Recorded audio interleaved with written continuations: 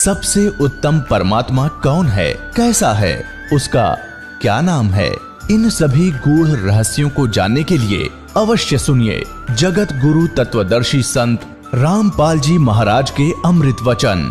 सत साहिब दर्शकों, इंसान अपनी पूरी जिंदगी अपने धर्म में प्रचलित सभी प्रकार की साधनाएं करता है ताकि उसके घर में सुख शांति आए, बीमारियां दूर हों और जीवन की परेशानियां खत्म हो जाएं।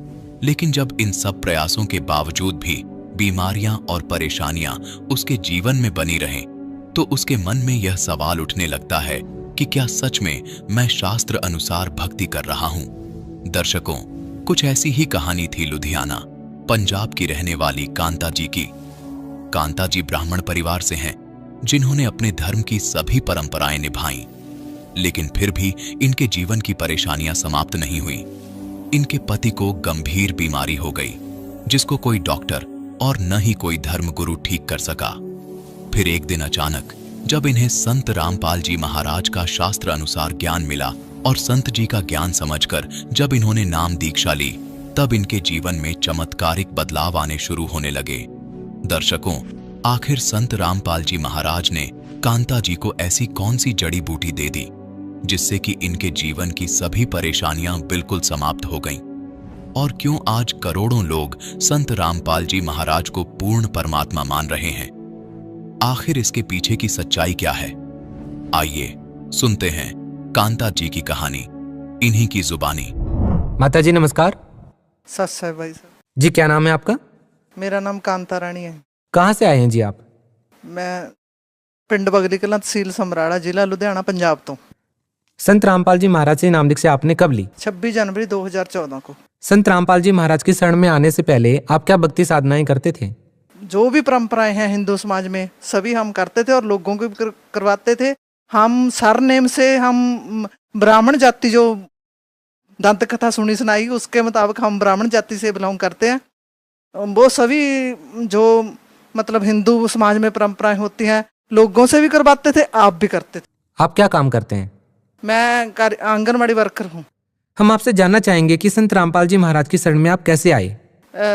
संत रामपाल जी महाराज की शरण में ਸਾਡੇ ਨਾਲ ਸਾਡੇ ਗੁਆਂਢੀਆਂ ਦਾ ਘਰ ਹੈ, ਉਹ ਹੈਗੇ ਨੇ ਸ਼੍ਰੀਮਤੀ ਮਧੂਪ੍ਰਿਆ ਜੀ, ਡੀਓ ਰਿਟਾਇਰ ਨੇ। ਉਹ ਆਪਣੇ ਮਕਾਨ ਦੀ ਚਾਬੀ ਮੈਨੂੰ ਸੰਭਾਲ ਕੇ ਗਏ ਸੀ। ਉਹਨਾਂ ਨੇ ਮੈਨੂੰ ਮਤਲਬ ਫੋਨ ਤੇ ਦੱਸਿਆ ਕਿ ਇਸ ਚੈਨਲ ਤੇ ਪ੍ਰੋਗਰਾਮ ਆਉਂਦਾ ਹੈ। ਸੰਤ ਰਾਮਪਾਲ ਜੀ ਦਾ ਨਾਮ ਨਹੀਂ ਉਹਨਾਂ ਨੇ ਲਿਆ, ਵੀ ਉਹਨਾਂ ਦਾ ਪ੍ਰੋਗਰਾਮ ਆਉਂਦਾ, ਤੁਸੀਂ ਉਹ ਪ੍ਰੋਗਰਾਮ ਦੇਖਿਆ ਕਰੋ। ਮੈਂ ਉਹਨਾਂ ਨੂੰ ਕਿਹਾ ਵੀ ਇਹ ਪ੍ਰੋਗਰਾਮ ਦੇ ਵਿੱਚ ਕੀ ਹੈ? ਉਹ ਕਹਿੰਦੇ ਵੀ ਮੈਨੂੰ ਤਾਂ ਮਤਲਬ ਹੁਣ ਪਤਾ ਲੱਗਿਆ ਵੀ ਆ ਬ੍ਰਹਮਾ ਵਿਸ਼ਨੂੰ ਮਹੇਸ਼ ਕ੍ਰਿਸ਼ਨ ਭਗਵਾਨ ਰਾਮਚੰਦਰ ਵੀ ਇਹ ਤਾਂ ਰੱਬ ਹੈ ਨਹੀਂ। ਜਦ ਉਹਨਾਂ ਨੇ ਇਸ ਤਰ੍ਹਾਂ ਕਿਹਾ, ਮੈਨੂੰ ਇੱਕਦਮ ਗੁੱਸਾ ਲੱਗਿਆ, ਮੈਨੂੰ ਦਿਲ ਨੂੰ ਧੱਕਾ ਲੱਗਿਆ ਵੀ ਉਹ ਇਹ ਗੱਲ ਕਿਉਂ ਕਹਿ ਰਹੇ ਨੇ। ਵੀ ਸਾਡੇ ਜਿਹੜੇ ਬਜ਼ੁਰਗ ਸੀ, ਸਿਆਣੇ ਸੀ ਸਾਡੇ, ਵੀ ਅੱਜ ਤੱਕ ਉਹਨਾਂ ਨੂੰ ਮੰਨਦੇ ਆ ਗਏ ਵੀ ਇਹਨਾਂ ਨੇ ਨਵਾਂ ਗਿਆਨ ਕਿੱਥੋਂ ਸਿੱਖ ਲਿਆ ਵੀ ਇਹ ਬ੍ਰਹਮਾ ਵਿਸ਼ਨੂੰ ਮਹੇਸ਼ ਇਹ ਤਾਂ ਪ੍ਰਮਾਤਮਾ ਹੈ ਹੀ ਨਹੀਂ। ਮੈਂ ਉਹਨਾਂ ਨੂੰ ਕਿਹਾ, ਮੈਂ ਕਿਹਾ ਵੀ ਤੁਸੀਂ ਆਪਣਾ ਗਿਆਨ ਆਪਣੇ ਕੋਲ ਰੱਖੋ, ਤੁਸੀਂ ਮੈਨੂੰ ਇਹ ਗੱਲ ਨਾ ਕਹੋ। ਉਹ ਕਹਿੰਦੇ ਵੀ ਮੈਂ ਤਾਂ ਉਹਨਾਂ ਤੋਂ ਦੀਕਸ਼ਾ ਲੈ ਲਈ। ਮੈਂ ਕਿਹਾ ਵੀ ਤੁਸੀਂ ਦੀਕਸ਼ਾ ਲੈ ਲਈ ਹੋਣੀ ਹੈ, ਵੀ ਮੇਰੇ ਸੰਤ ਤਾਂ ਸਿੱਧਸਰ ਸਿਹੋੜੇ ਵਾਲੇ ਸੰਤ ਬਲਵੰਤ ਸਿੰਘ ਸਿੱਧਸਰ ਸਿਹੋੜੇ ਵਾਲੇ ਨੇ, ਵੀ ਮੈਨੂੰ ਤੁਸੀਂ ਅੱਜ ਗੱਲ ਕਹਿਤੀ, ਮੈਨੂੰ ਤੁਸੀਂ ਗੁੰਮਰਾਹ ਨਾ ਕਰੋ, ਮੇਰੇ ਤਾਂ ਗੁਰੂ ਹੈਗੇ ਨੇ। ਉਸਕੇ ਬਾਅਦ ਮੈਂ 4-5 ਮਹੀਨੇ ਮਤਲਬ ਉਹ ਪ੍ਰੋਗਰਾਮ ਨੂੰ ਦੇਖਿਆ ਨਹੀਂ। ਉਸ ਤੋਂ ਬਾਅਦ ਇੱਕ ਦਿਨ ਅਚਨਚੇਤ ਤੇ ਚੈਨਲ ਲੱਗ ਗਿਆ। ਮੈਂ ਕਿਹਾ ਵੀ ਕਿਤੇ ਇਹੀ ਤਾਂ ਨਹੀਂ ਉਹ ਕਹਿੰਦੇ ਸੰਤ ਰਾਮਪਾਲ ਜੀ ਮਹਾਰਾਜ ਜੀ ਕਹਿੰਦੇ। ਜਦ ਮੈਂ ਦੇਖਿਆ ਉਹਨਾਂ ਨੇ ਮੈਨੂੰ ਉਹੀ ਮਤਲਬ ਮੈਂ ਦੇਖਿਆ ਤੇ ਸੰਤ ਰਾਮਪਾਲ ਜੀ ਮਹਾਰਾਜ ਜੀ ਦਾ ਮੈਂ ਪ੍ਰੋਗਰਾਮ ਸੁਣਿਆ। 1 ਦਿਨ ਸੁਣਿਆ, 2 ਦਿਨ ਸੁਣਿਆ, ਮੈਂ ਲਗਾਤਾਰ 10 ਦਿਨ ਸੁਣਿਆ। ਮੇਰੇ ਸਾਡੇ ਤੱਕ ਪਾਠ ਖੋਲ੍ਹਤੇ, ਮੈਂ ਸਾਰੇ ਪਰਿਵਾਰ ਨੂੰ ਵੀ ਸੁਣਨ ਲਾਤਾ ਵੀ ਤੁਸੀਂ ਵੀ ਇਹ ਪ੍ਰੋਗਰਾਮ ਦੇਖੋ। ਅਤੇ ਅਸੀਂ ਦੇਖਦੇ ਗਏ ਸਾਨੂੰ ਉਹ ਦਿਨ ਆਉਣ ਦੇ ਵਿੱਚ ਆਵੇ ਵੀ ਅਸੀਂ ਕਿਹੜੀ ਘੜੀ ਜਾ ਕੇ ਆਸ਼ਰਮ 'ਚੋਂ ਜਾ ਕੇ ਗੁਰੂ ਜੀ ਦੇ ਦਰਸ਼ਨ ਕਰੀਏ, ਨਾਮ ਲੈ ਲਈਏ। ਉਸ ਤੋਂ ਬਾਅਦ ਮਤਲਬ ਮੇਰੀ ਕਦੇ ਵੋਟਾਂ 'ਚ ਡਿਊਟੀ ਆ ਜਾਵੇ, ਕਦੇ ਮੈਂ ਪਲਸ ਪੋਲੀਓ 'ਚ ਮੇਰੀ ਡਿਊਟੀ ਆ ਜਾਵੇ, ਕਦੇ ਮਰਦਮਸ਼ੁਮਾਰੀ 'ਚ ਆ ਜਾਵੇ, ਮੈਨੂੰ ਉਹ ਦਿਨ ਆਉਣ 'ਚ ਨਾ ਆਵੇ।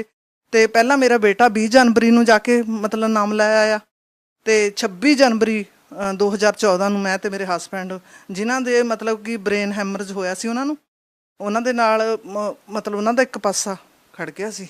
ਅਸੀਂ ਇੰਨੀ ਬੁਰੀ ਹਾਲਤ ਵਿੱਚ ਉਹਨਾਂ ਨੂੰ ਲੈ ਕੇ ਬਹੁਤ ਮੁਸ਼ਕਿਲ ਨਾਲ ਪਹੁੰਚੇ ਸੀ। ਪਹਿਲਾਂ ਮੇਰਾ ਭਰਾ, ਉਹਨਾਂ ਨੂੰ ਲੈ ਕੇ ਜਾਣ ਵਾਲਾ ਕੋਈ ਵੀ ਨਹੀਂ ਸੀ, ਮੇਰੇ ਬੇਟੇ ਨੂੰ ਕਿਤੇ ਕੰਮ ਸੀਗਾ ਅਤੇ ਅਚਨਚੇਤ ਮੇਰਾ ਭਰਾ ਅਪ੍ਰੈਲ ਦੇ ਵਿੱਚੋਂ ਆਉਣਾ ਸੀ ਅਤੇ ਉਹ ਮਤਲਬ ਕਿ ਜਨਵਰੀ ਦੇ ਵਿੱਚ ਗੁਜਰਾਤ ਦੇ ਵਿੱਚੋਂ ਆ ਗਿਆ। ਇਹੋ ਜਿਹਾ ਚਮਤਕਾਰ ਸਾਡੇ ਨਾਲ ਹੋ ਗਿਆ। ਮੇਰੇ ਭਰਾ ਨੇ ਗੱਡੀ ਦੇ ਵਿੱਚੋਂ ਇਹਨਾਂ ਨੂੰ ਚੁੱਕ ਕੇ ਹੀ ਲਾਇਆ। ਜਦੋਂ ਕਿ ਤੁਸੀਂ ਮੇਰਾ ਭਰਾ ਦੇਖੋ, ਬਹੁਤ ਕਮਜ਼ੋਰ ਹੈ। ਇਹ ਇਹਨਾਂ ਦਾ 6 ਫੁੱਟ ਕੱਦ ਹੈ। ਉਹਨਾਂ ਨੇ ਇੰਨੀ ਪ੍ਰਮਾਤਮਾ ਦੀ ਕਿਰਪਾ ਹੋਈ, ਉਹਨਾਂ ਨੂੰ ਗੱਡੀ ਦੇ ਵਿੱਚ ਚੱਕ ਕੇ ਮੇਰੇ ਹਸਬੈਂਡ ਨੂੰ ਉਹਨਾਂ ਨੇ ਲਾ ਲਿਆ। ਜੇ ਤੁਸੀਂ ਦੇਖੋ ਤਾਂ ਮਤਲਬ ਜੇ ਉਹਨਾਂ ਦੀ ਉਸ ਵੇਲੇ ਦੀ ਹਾਲਤ ਦੇਖੋ ਤੇ ਅੱਜ ਉਹਨਾਂ ਦੀ ਹਾਲਤ ਦੇਖੋ ਤਾਂ ਤੁਸੀਂ ਹੈਰਾਨ ਰਹਿ ਜਾਓਗੇ ਵੀ ਇਹ ਉਹੀ ਬੰਦਾ ਜਿਹੜਾ ਇਹ ਉਦੋਂ ਲੈ ਕੇ ਗਏ ਸੀਗੇ ਇਹਨਾਂ ਨੂੰ। ਐਸੀ ਇਹਨਾਂ ਦੀ ਕਿਰਪਾ ਹੋਈ। ਬਸ ਉਸ ਤੋਂ ਬਾਅਦ ਸਾਡੇ ਤੇ ਪ੍ਰਮਾਤਮਾ ਨੇ ਸੁੱਖਾਂ ਦੀ ਝੜੀ ਲਾਤੀ। संत रामपाल जी महाराज से नाम दीक्षा लेने के बाद आपको क्या लाभ मिले? ਸਭ ਤੋਂ ਬੜਾ ਤਾਂ ਲਾਭ ਇਹ ਹੈ ਜੀ, ਜਿਹੜੇ ਅਸੀਂ ਭਟਕਦੇ ਫਿਰਦੇ ਸੀਗੇ, ਮੈਂ ਗੀਤਾ ਨੂੰ ਅਣਗਿਣਤ ਵਾਰ ਪੜ੍ਹਿਆ ਸੀ। ਗੁਰੂ ਗ੍ਰੰਥ ਸਾਹਿਬ ਨੂੰ ਮੈਂ 4.5 ਮਹੀਨੇ 'ਚ ਅਰਥਾਂ ਸਮੇਤ ਪੜ੍ਹਿਆ ਸੀਗਾ। ਉਹ ਸਾਨੂੰ ਸਾਰੇ ਅਰਥ ਸਮਝ ਆ ਗਏ। ਗੀਤਾ ਦੇ ਮਤਲਬ ਇੱਕ ਇੱਕ ਅਰਥ ਸਾਨੂੰ ਸਮਝ ਲੱਗ ਗਿਆ। ਸਾਨੂੰ ਸੰਤ ਰਾਮਪਾਲ ਜੀ ਮਹਾਰਾਜ ਨੇ ਮਤਲਬ ਜੋ ਸ਼ਰ ਪੁਰਸ਼, ਅਕਸ਼ਰ ਪੁਰਸ਼, ਪਰਮ ਅਕਸ਼ਰ ਪੁਰਸ਼, ਸਾਨੂੰ ਬਿਲਕੁਲ ਇਹਨਾਂ ਬਾਰੇ ਗਿਆਨ ਨਹੀਂ ਸੀ। ਉਹ ਸਾਰਾ ਸਮਝ ਆ ਗਿਆ ਵੀ ਕਿਸ ਪਰਮਾਤਮਾ ਦੀ ਸ਼ਰਨ 'ਚ ਜਾਣਾ ਚਾਹੀਦਾ, ਪਰਮਾਤਮਾ ਨੂੰ ਪਾਉਣ ਦਾ ਮੰਤਰ ਕਿਹੜਾ, ਉਹ ਸਾਨੂੰ ਸਾਰਾ ਪਤਾ ਲੱਗਿਆ। ਮਤਲਬ ਸਾਨੂੰ ਸਾਰਾ ਸਮਝ ਆ ਗਿਆ ਜਿਹੜਾ ਗੁਰੂ ਗ੍ਰੰਥ ਸਾਹਿਬ ਦੇ ਵਿੱਚ ਲਿਖਿਆ ਸੀਗਾ, ਇੱਕ ਓਂਕਾਰ ਸਤਿਗੁਰ ਪ੍ਰਸਾਦ, ਜਿਹਦੇ ਵਿੱਚ ਮੈਂ ਉਹਨਾਂ ਦਾ ਅਰਥਾਂ ਦਾ ਇਹ ਮਤਲਬ ਕੱਢਦੀ ਸੀ। ਮੈਂ ਉਹਦੇ ਵਿੱਚ ਅਰਥਾਂ ਸਮੇਤ ਮੈਂ ਪੜ੍ਹਿਆ ਸੀ ਗੁਰੂ ਗ੍ਰੰਥ ਸਾਹਿਬ ਨੂੰ। ਉਹਦੇ ਵਿੱਚ ਲਿਖਿਆ ਸੀ ਇੱਕ ਓਂਕਾਰ ਸਤਿਗੁਰ ਪ੍ਰਸਾਦ। ਜਗ੍ਹਾ ਜਗ੍ਹਾ ਤੇ ਆਉਂਦਾ ਕਿ ਪਰਮਾਤਮਾ ਇੱਕ ਹੈ। ਉਹ ਕਿਹਦੇ ਦੁਆਰਾ ਪ੍ਰਾਪਤ ਹੁੰਦਾ ਹੈ? ਗੁਰੂ ਦੁਆਰਾ ਪ੍ਰਾਪਤ ਹੁੰਦਾ ਹੈ। ਉਹ ਮੈਂ ਪੜ੍ਹਿਆ। ਪਰ ਸੰਤ ਰਾਮਪਾਲ ਜੀ ਮਹਾਰਾਜ ਜੀ ਦੀ ਸ਼ਰਨ 'ਚ ਆਉਣ ਤੋਂ ਬਾਅਦ ਮੈਨੂੰ ਪਤਾ ਲੱਗਿਆ ਵੀ ਉਹ 3 ਮੰਤਰ ਦੇ ਕੋਡ ਵਰਡ ਸੀਗੇ। ਓਮ ਤਤ ਸਤ, ਜੋ ਗੀਤਾ ਦੇ ਵਿੱਚ ਲਿਖਿਆ ਹੋਇਆ ਓਮ ਤਤ ਸਤ, ਇੱਕ ਓਂਕਾਰ, ਸਤਨਾਮ ਕਰਤਾ ਪੁਰਖ, ਉਹ ਤਿੰਨੋਂ ਮੰਤਰ ਦੇ ਕੋਡ ਵਰਡ ਗੁਰੂ ਗ੍ਰੰਥ ਸਾਹਿਬ ਦੇ ਵਿੱਚ ਸੀ। ਉਹ ਮੈਨੂੰ ਸੰਤ ਰਾਮਪਾਲ ਜੀ ਮਹਾਰਾਜ ਜੀ ਦੀ ਸ਼ਰਨ, ਤਤਵਦਰਸ਼ੀ ਸੰਤ ਰਾਮਪਾਲ ਜੀ ਮਹਾਰਾਜ ਜੀ ਦੀ ਸ਼ਰਨ ਵਿੱਚ ਆਉਣ ਤੋਂ ਬਾਅਦ ਪਤਾ ਲੱਗਿਆ। संत रामपाल जी महाराज की शरण में जो भी लोग जाते हैं उनका कहना है कि पहले वो बहुत नशा करते थे, लेकिन जब संत रामपाल जी महाराज की शरण में वो गए तो उनका नशा दूर हो गया। आपके साथ क्या अनुभव रहा जब आपके घर वाले संत रामपाल जी महाराज की शरण में चले जाते हैं, नाम दीक्षा ले लेते हैं? हाँ जी, मैं बचपन तो ही मतलब बीड़ी तो बहुत नफरत करती सी। मेरे पिता जी बीड़ी पींदे सी। साडा आपस 'ਚ बहुत ਖਿੱਚਾ ਤਾਣੀ ਰਹਿੰਦੀ ਸੀ। ਮੈਂ ਉਹਨਾਂ ਨੂੰ ਗੁੱਸੇ ਹੁੰਦੀ ਸੀ ਵੀ ਤੁਸੀਂ ਬੀੜੀ ਨਾ ਪੀਆ ਕਰੋ। ਮੈਂ ਉਹਨਾਂ ਦੇ ਭਾਂਡੇ ਵੀ ਅਲੱਗ ਕੱਢਤੇ ਸੀਗੇ ਵੀ ਤੁਸੀਂ ਬੀੜੀ ਨਾ ਪੀਆ ਕਰੋ। ਮੈਨੂੰ ਮਜ਼ਾਕ ਕਰਦੇ ਹੁੰਦੇ ਸੀ, ਕਹਿੰਦੇ ਵੀ ਜੇ ਤੇਰੇ ਘਰ ਵਾਲਾ ਬੀੜੀ ਪੀਂਦਾ ਹੋਇਆ ਫਿਰ ਤੂੰ ਕੀ ਕਰੇਂਗੀ। ਉਹੀ ਗੱਲ ਹੋਈ, ਮੇਰੇ ਘਰ ਵਾਲਾ ਬੀੜੀ ਪੀਂਦਾ ਸੀ। ਸਾਡੀ ਬਹੁਤ ਆਪਸ 'ਚ ਖਿੱਚਾ ਤਾਣੀ ਰਹਿੰਦੀ ਸੀ। ਮੈਂ ਬਹੁਤ ਰੋਕਦੀ ਸੀ ਵੀ ਤੁਸੀਂ ਬੀੜੀ ਨਾ ਪੀਆ ਕਰੋ, ਪਰ ਇਹ ਬੀੜੀ ਪੀਣ ਤੋਂ ਹਟਦੇ ਨਹੀਂ ਸੀ। ਕਾਫੀ ਦੇਰ ਮੇਰੇ ਕਲੇਸ਼ ਕਰਨ ਤੋਂ ਬਾਅਦ ਵੀ ਕੁਛ ਦਿਨ ਬੀੜੀ ਛੱਡ ਕੇ ਫੇਰ ਪੀਣ ਲੱਗ ਜਾਂਦੇ ਸੀਗੇ। ਪਰ ਸੰਤ ਰਾਮਪਾਲ ਜੀ ਮਹਾਰਾਜ ਜੀ ਦੇ ਗਿਆਨ ਸੁਣਨ ਤੋਂ ਬਾਅਦ ਮਤਲਬ ਉਹ ਖੁਦ ਅੱਜ ਰੋਂਦੇ ਨੇ, ਉਹਨਾਂ ਦੇ ਅੱਖਾਂ 'ਚੋਂ ਹੰਝੂ ਆ ਜਾਂਦੇ ਨੇ। ਉਹ ਕਹਿੰਦੇ ਵੀ ਜੇ ਇਹ ਗਿਆਨ ਮੈਨੂੰ ਪਹਿਲਾਂ ਮਿਲ ਜਾਂਦਾ, ਪਰ ਮੈਨੂੰ ਇਸ ਢੰਗ ਨਾਲ ਕਿਸੇ ਨੇ ਨਹੀਂ ਸਮਝਾਇਆ ਵੀ ਜਿਸ ਤਰ੍ਹਾਂ ਗੁਰੂ ਸੰਤ ਰਾਮਪਾਲ ਜੀ ਮਹਾਰਾਜ ਦੱਸਦੇ ਨੇ ਵੀ ਤੁਹਾਡੇ ਅੰਦਰ ਚੈਨਲ ਲੱਗੇ ਹੋਏ ਨੇ, ਜੇਕਰ ਤੁਸੀਂ ਇਹੋ ਜਿਹਾ ਨਸ਼ਾ ਕਰੋਗੇ ਤਾਂ ਮਤਲਬ ਉਹ ਜਿਹੜੇ ਦੇਵੀ ਦੇਵਤਾ ਤੁਹਾਨੂੰ ਕੋਈ ਲਾਭ ਨਹੀਂ ਦੇਣਗੇ, ਮਤਲਬ ਤੁਹਾਡੇ ਨੁਕਸਾਨ ਹੀ ਹੋਣਗੇ। ਵੀ ਜੇ ਇਸ ਤਰ੍ਹਾਂ ਮੈਨੂੰ ਕੋਈ ਸਮਝਾਉਂਦਾ ਤਾਂ ਮੈਂ ਬੀੜੀ ਨੂੰ ਬਿਲਕੁਲ ਵੀ ਟੱਚ ਨਾ ਕਰਦਾ। माता जी, आपने संत रामपाल जी महाराज जी को ही अपना गुरु क्यों बनाया? ਸੰਤ ਰਾਮਪਾਲ ਜੀ ਮਹਾਰਾਜ ਜੀ ਕੋ ਗੁਰੂ ਇਸ ਲਈ ਬਣਾਇਆ ਕਿ ਉਹ ਜਿਹੜੀ ਵੀ ਭਗਤੀ ਬਤਾ ਰਹੇ ਨੇ ਉਹ ਸਾਰੀ ਸ਼ਾਸਤਰਾਂ ਦੇ ਵਿੱਚ ਲਿਖੀ ਹੋਈ ਆ। ਸ਼ਾਸਤਰਾਂ ਦੇ ਅਨੁਕੂਲ ਭਗਤੀ ਦੱਸ ਰਹੇ ਨੇ। ਤੇ ਮਤਲਬ ਜਿਹੜੀ ਅਸੀਂ ਸਾਰੀ ਕੁੱਲ ਦੁਨੀਆ ਭਗਤੀ ਕਰ ਰਹੀ ਹੈ, ਹਿੰਦੂ, ਮੁਸਲਿਮ, ਸਿੱਖ, ਈਸਾਈ, ਸਾਰੇ ਜਿਹੜੀ ਭਗਤੀ ਕਰਦੇ ਨੇ ਸਾਰੀ ਸ਼ਾਸਤਰਾਂ ਦੇ ਵਿਰੁੱਧ ਕਰ ਰਹੇ ਨੇ। ਜਿਹੜੀ ਗੁਰੂ ਜੀ ਭਗਤੀ ਦੱਸਦੇ ਨੇ ਸਾਰੀ ਸ਼ਾਸਤਰਾਂ ਦੇ ਅਨੁਸਾਰ ਹੈ, ਸਾਰੀ ਸ਼ਾਸਤਰਾਂ ਦੇ ਵਿੱਚ ਪ੍ਰਮਾਣਿਤ ਹੈ ਜੀ। संत रामपाल जी महाराज जी ने विश्व के जितने भी धर्मगुरु हैं उनकी भक्ति पत्ति पर एक प्रश्न चिन्ह लगा दिया है। उनका कहना है कि जितने भी धर्मगुरु हैं वो अपने शिष्यों को, श्रद्धालुओं को शास्त्र के विरुद्ध भक्ति साधना बता रहे हैं। अब भगत समाज इस बात का निर्णय कैसे करे कि संत रामपाल जी महाराज सही भक्ति विधि बता रहे हैं या अन्य धर्मगुरु सही भक्ति विधि बता रहे हैं? ਦੇਖੋ ਜੀ, ਬਿਨਾਂ ਸੋਚੇ ਸਮਝੇ, ਬਿਨਾਂ ਕਿਸੇ ਨੂੰ ਦੇਖੇ ਪਰਖੇ, ਉਹਦੀ ਗਹਿਰਾਈ ਤੱਕ ਜਾਏ ਤੋਂ ਬਿਨਾਂ ਕੋਈ ਕਹਿ ਦੇਵੇ ਵੀ ਮਤਲਬ ਇਹ ਗਲਤ ਹੈ, ਇਹ ਸਹੀ ਹੈ। ਗਲਤ ਕਹਿਣਾ ਵੀ ਗਲਤ ਗੱਲ ਹੈ। ਪਹਿਲਾਂ ਮਤਲਬ ਪੂਰੀ ਗਹਿਰਾਈ ਤੱਕ ਜਾਓ। ਸੰਤ ਰਾਮਪਾਲ ਜੀ ਮਹਾਰਾਜ ਜੀ ਦਾ ਪ੍ਰੋਗਰਾਮ ਚੈਨਲ ਤੇ ਰੋਜ਼ਾਨਾ ਆਉਂਦਾ। ਮੇਰੀ ਸਾਰੇ ਭਗਤ ਸਮਾਜ ਨੂੰ ਹੱਥ ਬੰਨ੍ਹ ਕੇ ਬੇਨਤੀ ਹੈ ਵੀ ਤੁਸੀਂ ਉਸ ਪ੍ਰੋਗਰਾਮ ਨੂੰ ਇੱਕ ਦਿਨ ਨਹੀਂ, 2 ਦਿਨ ਨਹੀਂ, 3 ਦਿਨ ਨਹੀਂ, 10 ਦਿਨ ਵੀ ਨਹੀਂ, ਤੁਸੀਂ ਉਸ ਪ੍ਰੋਗਰਾਮ ਨੂੰ ਲਗਾਤਾਰ 4 ਮਹੀਨੇ ਦੇਖੋ ਬਿਨਾਂ ਨਾਗਾ ਪਾਏ। ਤੁਹਾਨੂੰ ਆਪਣੇ ਆਪ ਪਤਾ ਲੱਗ ਜਾਊਗਾ ਵੀ ਕੀ ਗਲਤ ਹੈ, ਕੀ ਸਹੀ ਹੈ। बहन जी, संत रामपाल जी महाराज ने विश्व के सभी धर्मगुरुओं को आध्यात्मिक ज्ञान चर्चा के लिए आमंत्रित भी किया। उस ज्ञान चर्चा को देखने के बाद आपने क्या फैसला लिया? ਜੋ ਸੰਤ ਢੋਲ ਦੇ ਡੰਕੇ ਤੇ ਟੀਵੀ ਦੇ ਮਾਧਿਅਮ ਤੋਂ, ਸੀਡੀ ਦੇ ਮਾਧਿਅਮ ਤੋਂ, ਕਿਤਾਬਾਂ ਦੇ ਮਾਧਿਅਮ ਤੋਂ ਮਤਲਬ ਪੂਰੇ ਜ਼ੋਰ ਸ਼ੋਰ ਨਾਲ ਮਤਲਬ ਇਹ ਪ੍ਰਚਾਰ ਕਰ ਰਹੇ ਨੇ ਵੀ ਜਿੰਨੇ ਵੀ ਹਿੰਦੂ, ਮੁਸਲਿਮ, ਸਿੱਖ, ਈਸਾਈ ਨੇ ਸਾਰੇ ਸ਼ਾਸਤਰਾਂ ਦੇ ਅਨੁਸਾਰ ਵਿਰੁੱਧ ਭਗਤੀ ਕਰ ਰਹੇ ਨੇ। ਨਾ ਕੋਈ ਦੁਨੀਆ ਭਰ ਦੇ ਵਿੱਚ ਕੋਈ ਵੀ ਸੰਤ ਨਹੀਂ ਠੀਕ ਹੈਗਾ। ਉਹ ਸ਼ਰੇਆਮ ਕਹਿ ਰਹੇ ਨੇ ਜੀ ਇਹ ਦਾਸ ਹੈ, ਸ਼ਰੇਆਮ ਕਹਿ ਰਹੇ ਨੇ ਜੇ ਦਾਸ ਹੈ। ਮੈਂ ਸਾਰੇ ਭਗਤ ਸਮਾਜ ਨੂੰ ਇਹੀ ਕਹਿਣਾ ਚਾਹੁੰਦੀ ਹਾਂ, ਜੋ ਪ੍ਰਮਾਤਮਾ ਨੂੰ ਪਾਉਣਾ ਚਾਹੁੰਦੇ ਨੇ, ਇਹੀ ਕਹਿਣਾ ਚਾਹੁੰਦੀ ਹਾਂ ਵੀ ਉਹ ਮਤਲਬ ਇਹ ਚੀਜ਼ ਦੇਖਣੀ ਚਾਹੀਦੀ ਹੈ ਉਹਨਾਂ ਨੂੰ ਵੀ ਇਹ ਕਿਉਂ ਕਹਿ ਰਹੇ ਨੇ, ਵੀ ਫਿਰ ਕੀ ਠੀਕ ਹੈ, ਵੀ ਨਾ ਹਿੰਦੂ ਠੀਕ ਹੈ, ਨਾ ਮੁਸਲਿਮ ਠੀਕ ਹੈ, ਨਾ ਈਸਾਈ ਠੀਕ ਜਾ ਰਹੇ ਨੇ, ਨਾ ਕੋਈ ਸੰਤ ਠੀਕ ਹੈ, ਫਿਰ ਕੀ ਠੀਕ ਹੈ। ਇਹ ਸੰਤ ਰਾਮਪਾਲ ਜੀ ਮਹਾਰਾਜ ਦਾ ਪ੍ਰੋਗਰਾਮ ਦੇਖਣ ਤੋਂ ਬਾਅਦ ਉਹਨਾਂ ਨੂੰ ਆਪਣੇ ਆਪ ਨਿਰਣੇ ਹੋ ਜਾਊਗਾ। ਮੇਰੀ ਗੁਜ਼ਾਰਿਸ਼ ਹੈ ਕਿ 85% ਮੈਨੂੰ ਆਸ ਹੈ ਕਿ ਜਦ ਸੰਤ ਰਾਮਪਾਲ ਜੀ ਮਹਾਰਾਜ ਜੀ ਦਾ ਗਿਆਨ ਸੁਣਨਗੇ, ਉਹਨਾਂ ਦੀ ਗਹਿਰਾਈ ਤੱਕ ਜਾਣਗੇ, ਉਹਨਾਂ ਦੀਆਂ ਬੁੱਕਾਂ ਪੜ੍ਹਨਗੇ, ਉਹਨਾਂ ਨੂੰ ਆਪਣੇ ਆਪ ਨਿਰਣੇ ਹੋ ਜਾਊਗਾ। 85% ਸਮਾਜ ਬਿਨਾਂ ਮਤਲਬ देर कहे जल्दी तो जल्दी इधर आ जाऊगा। संत रामपाल जी महाराज से नाम दीक्षा लेने के बाद आपको और क्या लाभ मिले?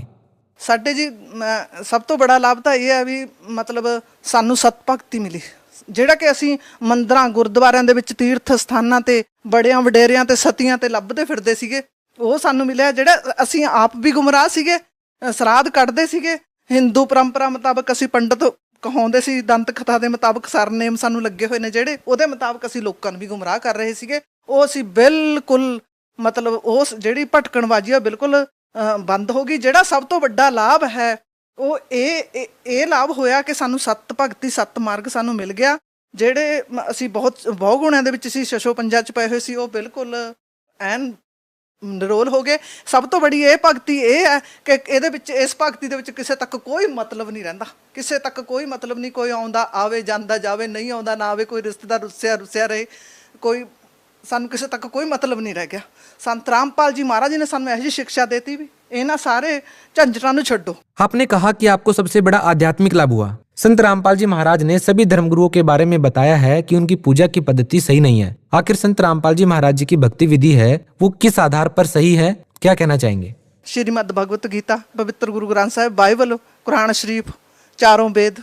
आपने कहा कि संत रामपाल जी महाराज वेदों में से, गुरु ग्रंथ साहिब में से, कुरान शरीफ में से, बाइबल में से अपना ज्ञान आधार बता रहे हैं। सवाल ये है कि संत रामपाल जी महाराज आखिर किस धर्म को श्रेष्ठ मानते हैं, वह समाज को किस धर्म की ओर लेके जाना चाहते हैं, वो समाज को किस धर्म की ओर लेके जा रहे हैं? ਉਹ ਕਹਿੰਦੇ ਵੀ ਹਿੰਦੂ ਮੁਸਲਿਮ ਸਿੱਖ ਈਸਾਈ ਵੀ ਇਹ ਕਾਲ ਨੇ ਸਾਰਿਆਂ ਸਾਨੂੰ ਭਰਮਿਤ ਕੀਤਾ ਹੋਇਆ, ਨਾ ਕੋਈ ਹਿੰਦੂ ਹੈ, ਨਾ ਮੁਸਲਮਾਨ ਹੈ, ਨਾ ਸਿੱਖ ਈਸਾਈ ਹੈ। ਉਹ ਕਹਿੰਦੇ जीव हमारी जाति है, मानव धर्म हमारा, हिंदू मुस्लिम सिख ईसाई धर्म नहीं कोई न्यारा। क्या आज भी आप